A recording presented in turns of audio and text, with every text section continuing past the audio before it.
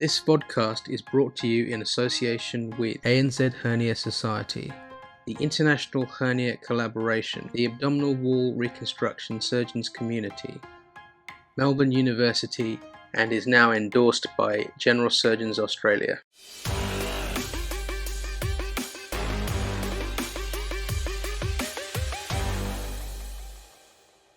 Hernia is treated by other surgeons. It's considered to be just a simple thing. Let me ask you a couple of things which pertain to the larger aspect, the status of hernia surgery in Australia. So how do you look at this as somebody who's invested lifetime in the pursuit of improving your own techniques and knowledge in hernia surgery for your patients? I think it has changed. When I trained, I was taught to do some terrible hernia repairs and some terrible things. With the advent of GLP-1 inhibitors, obviously the volume of bariatric surgery has dropped down in Australia very significantly. Holding on to rigid positions is That is a very, very dangerous thing in surgery. All seen these dogmatic approaches. Okay, welcome to this episode of Hernia Hub Unscripted. We're at the NZ Hernia Conference in Melbourne. It's November 2025. We've had a little bit of a layoff, but we're back with a bang. And we've got Hugh McGregor with us, President of NZ Hernia Society. Firstly, I just want to say congratulations on organising, facilitating this fantastic three-dimensional hernia conference in our great city. I've seen you running around everywhere, and it's a massive effort to pull off something like this. Congratulations! I think you should be very, very happy with how things have gone. Thanks very much. I said to somebody today, it's like the bit, and obviously Romana knows this. It's a bit like being pregnant, going through all the pain and the suffering of pregnancy, and then you give birth to this beautiful baby, and you look at it with great pride. But and you sort of forget the effort. But yeah, great effort. But without, I just present the stage. The faculty's done such an amazing job presenting the content, and obviously, so well supported by our community and by our friends overseas. So yeah, it's been fantastic. Tell us a little bit about how much time it takes to prepare something like this. I think, this is obviously our second conference in 2 years. It's a love-hate relationship. I think it's taught me that I have an immense capacity to... That's what you're going to say, suffer. Yeah, well, suffer. No, there's no suffering. It's a love-hate thing. I love it. At the same time, it's so much work, but to see it all come together is just, as Ram knows, you just have this glow for a few days. Once things get going, and it's, you pull the pin on it. It's incredible. But yeah, hell of a lot of work. So every waking moment, you develop insomnia. You wake up at 4 o'clock in the morning and have ideas for scientific program, and that you forgot to send an email to this person or that person or reply. So I'm looking forward just to a couple of weeks of peace and quiet before we fire up for the new agenda for our committee and presidency. Tell us about what's coming next. I think it's about evolution of the society, and our friends, and under Rod Jacobs as the president for many years, the society started as a kitchen table group of friends, and again, Ram can attest to this, where it's a bunch of friends getting together and morphs into this massive thing. And while we're not at that massive stage, I think we're at that stage where we need to take the next step as far as governance, as far as procedures. We have directors who are answerable to the Australian Securities Commission. We have, measurables. So with help of people like Keith Towsey, who's very experienced in directors type things, we've sort of tightened up procedures and policies.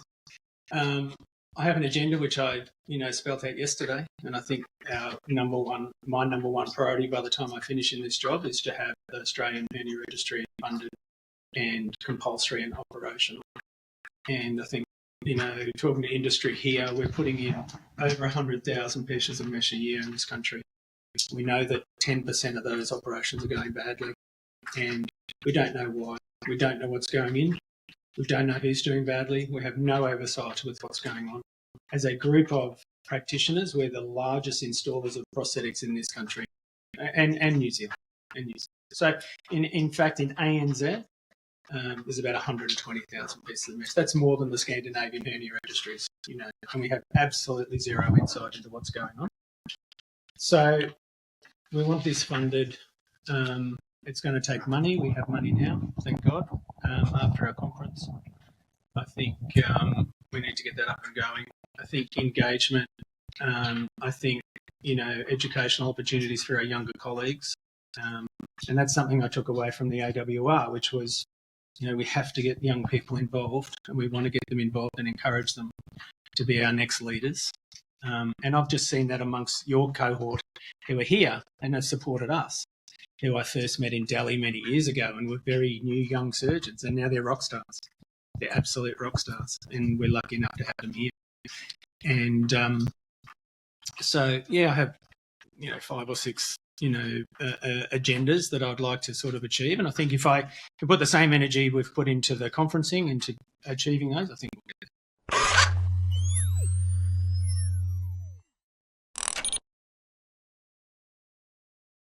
Let me ask you a couple of things which pertain to the larger aspect of the status of hernia surgery in Australia.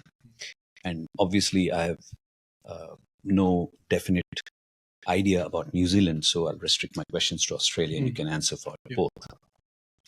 So I sense, as a relative newcomer to this country who's been here only 2 years, that the way hernia is treated by other surgeons and maybe everybody else is that it is just a simple thing. Even today, it's considered to be just a simple thing, and there is no concept of a subspecialty of abdominal wall surgery, leave alone the reconstructive aspects. Yeah.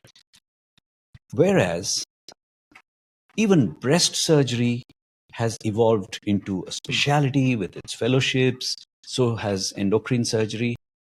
So how do you look at this as somebody who's invested a lifetime in the pursuit of improving your own techniques and knowledge in hernia surgery for your patients? Yeah, I think that's a key question, Ram, because I think we're midway through the evolution of hernia as a subspecialty. I was very pleased to see at the last College of Surgeons meeting that when you registered, you could choose your subspecialty as hernia, which is just one step at a time. I think it has changed. When I trained, I was taught to do some terrible, terrible hernia repairs and some terrible things, leaving polypropylene inside bellies, just awful things. And as a general surgeon, everyone thinks that they can fix a hernia and they would have a crack. I think that's changed. That's completely pivoted. And I think even for myself as a hernia specialist, the volume of big hernias is actually dropping down quite significantly. I've seen that over the last 10 years, especially post-COVID. Previously, if you went into hospital and you needed a Hartmann's procedure, you would have a laparotomy, and often there's infection. And obviously we know that with infection comes wound breakdown and hernia formation. Now, with a younger cohort of surgeons who are trained in minimally invasive surgery, they go into hospital, they have a minimally invasive operation, they may have a complication, they may have a bleed, they may need a washout. That's done minimally invasively. And so we don't get these massive hernias that we used to get. Of course, we still get them because, with trauma and when things go badly, we get these hernias. But the volume has dropped very significantly. And so I think people are seeing far less of these. I think most units, general surgery units around the country, now have somebody who's recognised as being the hernia person. And I think also with the evolution of hernia units at tertiary hospitals, especially in Brisbane, where we've got Callie at the PA, we've got Keith at the Royal Brisbane. These are big hospitals, and people know that they've got complex hernia units, that people aren't having a crack at these things. But it's fascinating because with the advent of GLP-1 inhibitors, obviously the volume of bariatric surgery has dropped down in Australia very significantly. It's like 25% or so? Oh, probably more. And so I have seen online, because I have basically, when I was planning the last conference, I wanted to generate. The most difficult thing when you're planning a conference is actually how to communicate with people and to get their emails. So I was Googling hernia surgeons and getting their contact details so I could try and contact them to get them on the list. And what I found out was the majority of these people were bariatric surgeons. And obviously bariatric surgery is very much about advertising, and they spend a lot of money on advertising because it's a very competitive, high volume, high, reward business. And as the volumes dropped down, they've all pivoted to, get their web developer to do their hernia repair site, and it was a bit disconcerting actually, because, obviously some of them are very talented hernia surgeons, but the majority aren't. And so at the end of the day, when we take away breast, as you say, breast and endocrine, and we take away HPV, and in Australia, the volume of HPV disease, besides, stone disease, is very minimal, very minimal. Upper GI, we have very little gastric cancer in Australia, obviously. We have a bit of GOJ cancer, and the bariatric surgery volume dropping down. The only people who are busy are colorectal surgeons with bowel cancer and diverticular disease. And so everyone's pivoting back to hernia. So I think that's my great concern now. But I think, as the society builds, as we have this public face, as we have these big conferences, people can come to these, meetings and see that it's a very complex business, And I've had many conversations over the weekend. If you go to an HPV conference, not much has changed in the only thing that's changed in the last 20 years is robotics, really. It was some people doing very complex lap operations, partial pancreatectomies, hepatectomies, etc. But it's been robotic. But it's the same operation, okay? If I sit here now and show you a M3 hernia that's 5 centimetres and say how you're going to fix it, we're all going to do something different, and we're going to put a different prosthesis in there. So, hernia surgery is so exciting. It's still evolving. We all know we do it completely differently than we did 5 years ago. After how many years have been in practice? 30 years. 30 years. And I bet you do nothing the same as you did 5 years ago. Nothing. I've unlearned more operations than people have learned. And that is so exciting. It's so exciting. And the trainees come up to me and they're overwhelmed. And the first 2 days of the conference was very overwhelming. And I said, I don't want everyone getting PTSD, seeing this horrific complications of these operations, because most of the time it goes well. And the whole basis is to try and keep you out of trouble. But the question they ask me all the time is, it just seems too much. And I said, no, you just chip away. Do a little bit, learn a bit more, exactly the same way we've done. But we haven't stopped learning. This is why going to these conferences is so fantastic.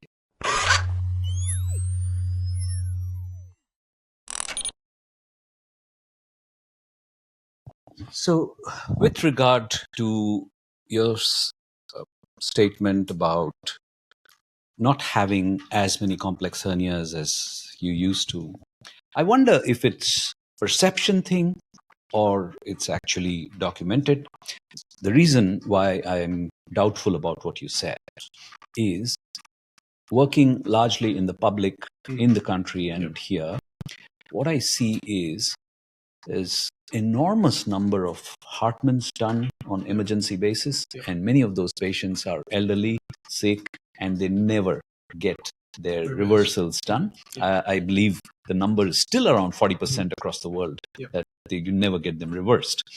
Now, in addition, you do have significant obesity among a section of the population and elderly patients who may be smokers or whatever. And the thing is, when they come back with a parastomal hernia, which is just a question of time, whoever is the primary surgeon may attempt to fix it. Or the patient lands up in a public hospital in the ED with bowel obstruction in the pocket of the parastomal hernia, undergoes another laparotomy. And it just keeps escalating to a different level of complexity each time. And I think even if they are not massive, catastrophic, giant hernias, they might be smaller, but still pretty tricky and complex to repair, thanks to the presence of the stoma or a thick abdominal wall or multiple surgeries in the past, so on and so forth. What do you think? I think rural practice and regional practice is very different to metropolitan practice. because obviously in metropolitan practice you have more robots, you have, more minimally invasive surgeons, more subspecialists, super specialist surgeons. So I've had a lot of experience in regional practice. I've trained in regional Queensland. There's very little tolerance for mucking around in the middle of the night.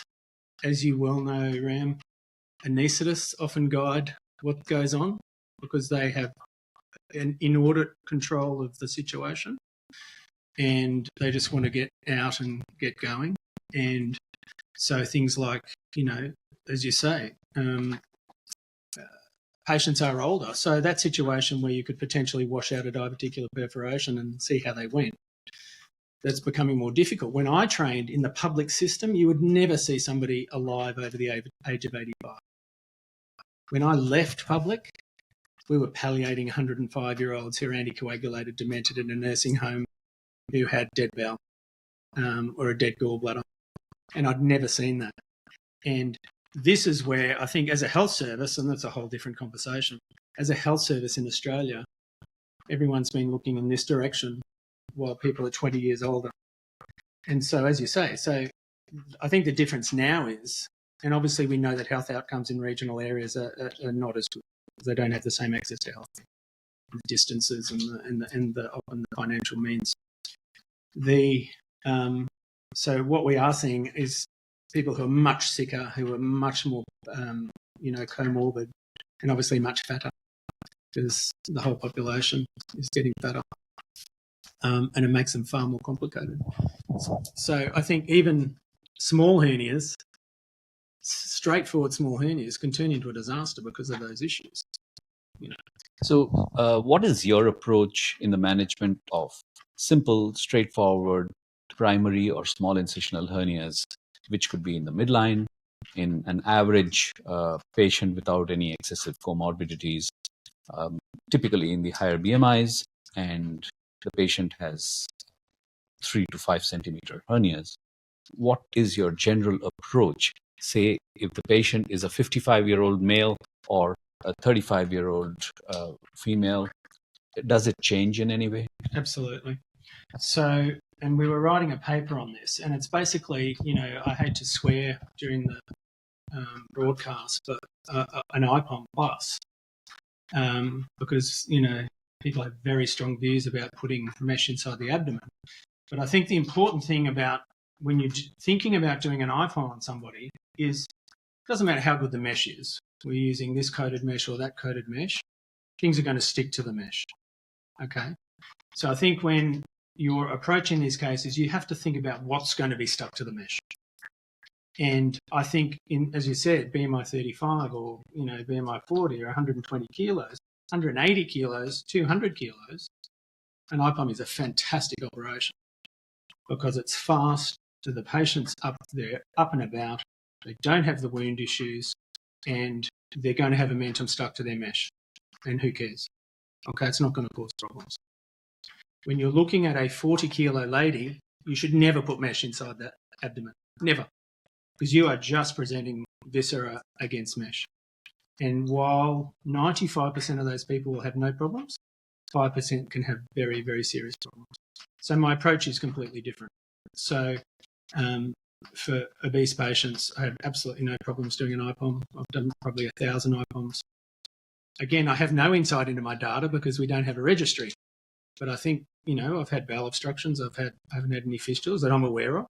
Every time Kelly puts up one of these horrific cases, I'm like, is that one of mine?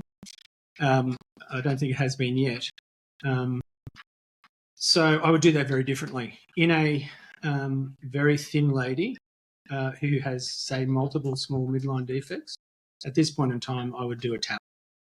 And I'd either do that, laparoscopically or robotically and take that down. If they had an associated diastasis, I would either do an ETEP or a TARM. Even in a small primary? Yeah, not for a small primary. For a small primary, I'd just do a extra-peritoneal mesh. Have you set a kind of minimum standard for yourself that below this mark, I'm not doing an ETEP? Absolutely. So I think an ETEP is a big operation. So I think the practicality, we've all seen we've all seen a TAR done with placement of a 40 by 40 mesh for a 2 centimetre umbilical hernia.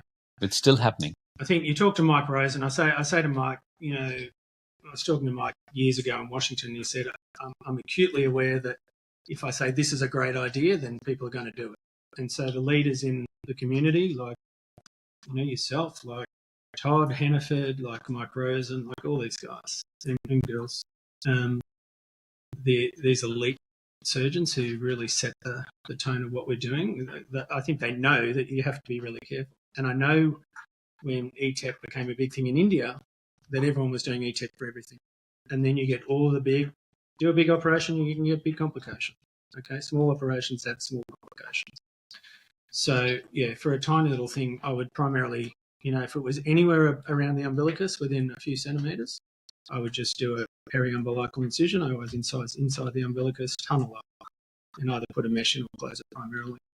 And what do you do then with the diastasis? And now the question is, what do you do when the diastasis is in a middle-aged male and the diastasis is in a middle-aged female?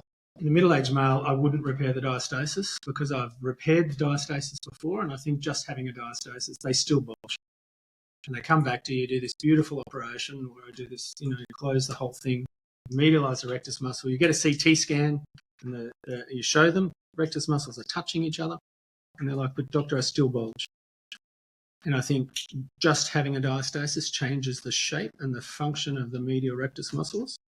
And I think it tapers out and thins out, and it doesn't matter if you medialise them, they still bulge. And there's no benefit to it. Like, there's no real functional benefit to it. I've long been an advocate for fixing diastasis in women, especially lower and central post-pregnancy diastasis. And the first question I always ask them is, do you have back pain? Because obviously they lose their anterior tone, they lose their lordosis, they become kyphotic, they load their back, and they have a lot of problems. And,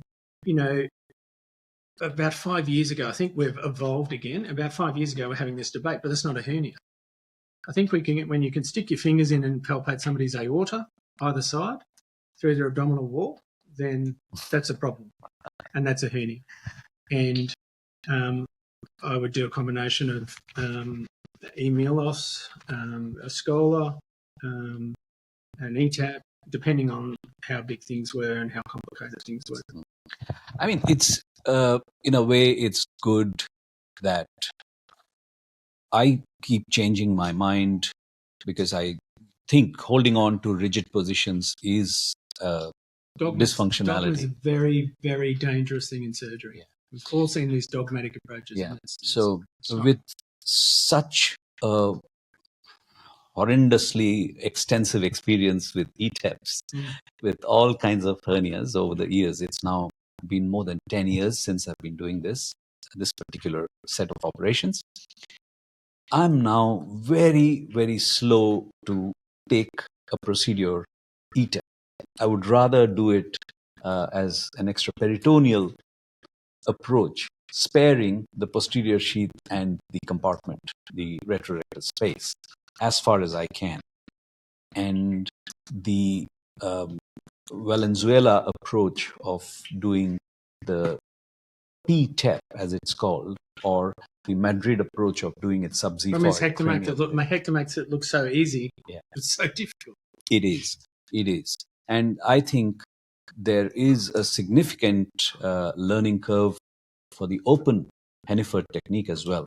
So I would think that if you do the bigger hernias open Hanniford, you start understanding the planes and where you're likely to rip peritoneum. And once you get the hang of it, then the minimally invasive approaches begin to become a little more understandable and reproducible. And it's always a test.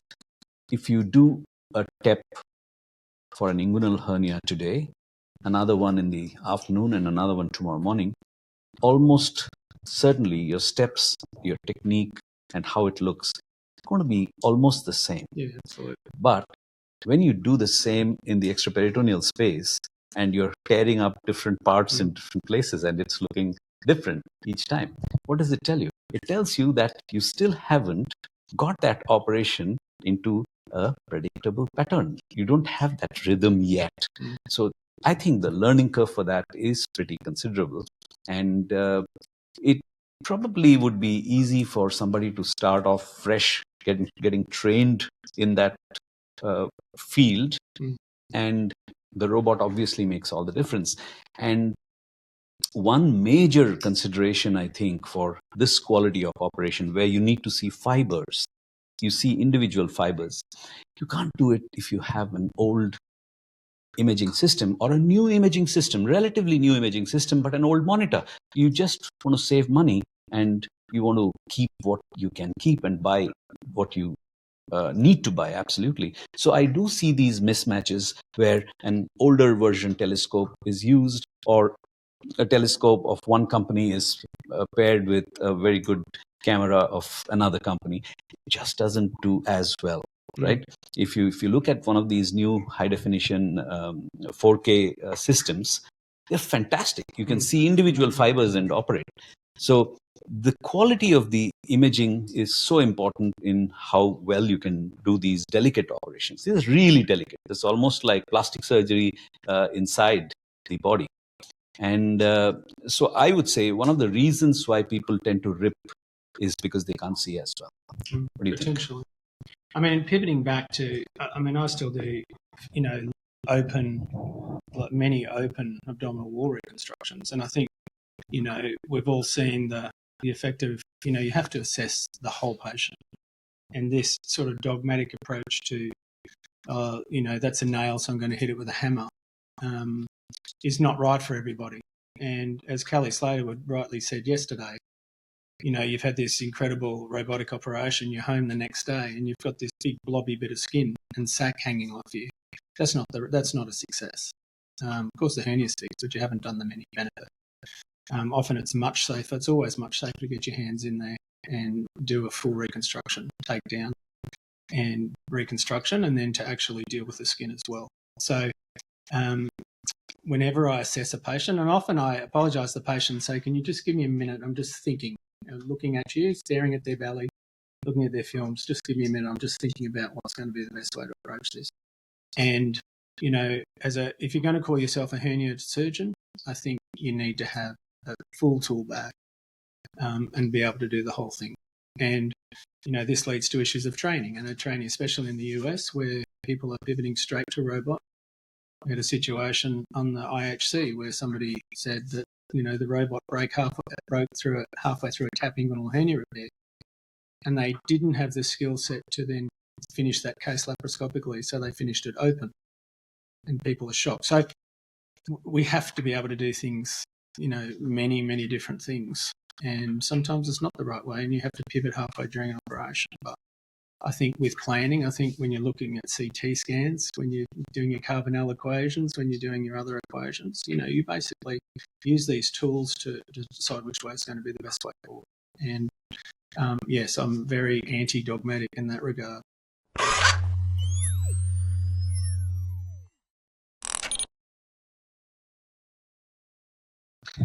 With regard to the robot, do you see any way in which the usage of the robot becomes more prevalent and encouraged by hospitals, whether public or private? I think it has already. When I started using the robot about 8 years ago. Not in general surgery, though. In private, maybe, but general surgery doesn't have that much. It's an evolution. And when we talk about cost benefits, costs come down. When I started doing this, you had to apply to the health funds to get permission to use the robot to do a case. And then we got to the stage where the hospital didn't want you to apply to the health fund. They didn't care. And then they were like, don't do this operation, don't do that operation, just do the, things that they're going to make some money with. And then they got to a situation where they realised the most expensive robot in the hospital is the one sitting in the corridor. Because robots are, the way it's designed is that obviously there's service fees and fixed costs. And yes, it costs money to use instruments, but the cheapest robot is the one that's been used constantly because it brings down the cost per case. So then they encouraged us. And then Now I've got a situation with the Hugo at one of my hospitals where they're like, if you want to cut people's toenails with the robot, go for it. Because they just need it used. Because the cost structure of that robot in that hospital is they need to do a minimum number of cases rather than buying the robot. I think it's changed. And I've given this talk many times about the future of robotic surgery.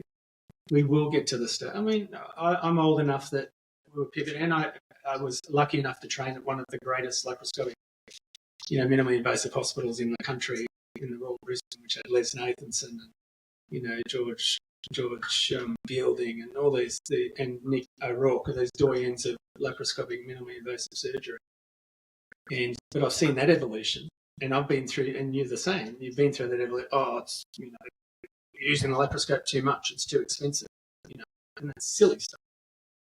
Every theatre especially in the first world, every single theatre will have a robot sitting in it. I think the future of robotics is open console surgery, much like the Hugo. We will look back and we'll go, oh, do you remember when we used to put 4 holes in to take out a gallbladder? Because it'll all be single port. It'll all be single. And that's coming. Versus is coming. Vicarious is coming. We've got the single port Da Vinci now. Obviously, very expensive things. But the cost will come down with access and competition. Competition, obviously, is the great thing that will drive down costs, because you won't have a monopoly situation that we've had, and it will be cheaper and cheaper, and everyone will want their robot in your hospital. So there'll be special deals, and the commercial imperative will be to get those robots out. Here, you're a multi-platform robotic surgeon. Do you think that's the future? Well, it wasn't something that I had planned. And again, it was health economics, where a major hospital where I've been operating at for 17 years decided that economically it would make better sense for them to give my list to an orthopaedic surgeon who was part of a very big, very profitable practice within that hospital. And that was all. Cut my operating time in half on the robot. Then I had the opportunity at St Andrews in Brisbane. They were fantastic. He said, come, use the Hugo. And I had no intention to do that, but I actually really like it. I like both of them. I mean, playing on the robot's great. So can I ask you a follow-up question on that basis? When you platform hop, so to speak, how long does it take you to assimilate between the two? Is it instant? It's actually pretty quick. There's not a lot of difference cognitively and between Da Vinci and Hugo, the way it works. And then I've used the CMR one here, the Versius. That's completely different. And I used that in the cadaver lab the other day and did a tap hernia. And I think it took me about 2 minutes. Bit like driving 2 brands of car. What I don't like about robotics a lot is the disconnect. And you're doing a very big, difficult case, and you've got your head in the robot for 4 hours or 5 hours. And I'll say, can you clean the camera, please? And you don't know what's going on over there. I can't see what's going on. They can't see me. I can't see them. It doesn't matter where you put the console. With the open console system, I can see them. And I'll say to and it's important on the Hugo, because I'll say, can you clean the camera? And then you need to let your assistant get their head out of there. Otherwise, you'll knock them out. So you're much more engaged in the theatre when you're on an open console. So I think there's benefits, and they do the same thing. For what I do, I'm not doing fancy things. They've got energy now. They're bringing the stapler in, so it'll be sort of the equivalency. For what I do, I need a grasper, a bipolar grasper, and scissors and a needle driver. So it doesn't matter what platform it is, it does the same thing as long as it works. But I think I use it for difficult things, and the benefit for the patient is there, because you do some impossible things, like removing an extra-peritoneal mesh. We know from David Chen and from Shirin Taofai that 20% of these people are going to have a bleed. You're going to have to control bleeding in 20% of these cases, and it can be horrifying. It's very difficult to do. And with the robot, it can be very difficult to do. Without the robot, it's almost impossible to do safely and do it properly. I mean, some people can do it. They're better skilled than I am. Because, when you get you hit an artery, or worse, you hit a big vein. It's pretty scary. Well, here I do see, again, in the public, so many of these patients who have had meshes implanted on asymptomatic fat-containing hernias, and then they develop groin pain, and you see a crumpled bit of mesh there, and you have to remove it. And I still remove it laparoscopically because I don't have access to the robot in public. Yeah. But it can. But you will done, have. But you will have. It can be done, but as you said, it's not something anybody should try unless you have a lot of prior experience already. Anyhow, I think this is an unending conversation between us, and we should catch you another time, and we should continue this discussion. Right. Okay. Thanks very much. Thanks for joining us, Hugh. Thanks to our loyal followers. Please like and subscribe, and look forward to more Hernia Hub coming your way. Thank you.